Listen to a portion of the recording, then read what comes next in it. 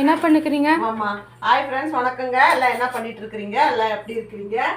எல்லாருக்கும் டின்னர் ஆச்சுங்களா? நம்ம வீட்டில் இப்போதான் டின்னரு. என்ன டின்னர்னு பார்த்துடலாம் வாங்க. இங்கே பாருங்க, முள்ளாம்பழம் இருந்தது.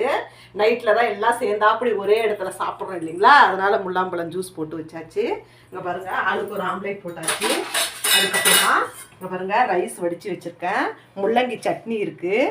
உரைக்கி ஊற்றுன வீட்டில் உரைக்கி ஊற்றுன தயிர் இருக்குது. அது மதியம் ஊற்றுனதுனால அவன் உள்ள இருக்குது, அதை எடுக்கணும். அதுக்கப்புறமா ஷவர்மா வாங்கிட்டு வந்தேன். இது ஆளுக்கு ஒரு ஷவர்மா, ஒரு ஆம்லேட்டு, ஒரு கிளாஸ் ஜூஸோட முடிச்சிடுவாங்க. எக்ஸ்ட்ராவாக தான் நான் ரைஸ் வச்சுருக்கேன்.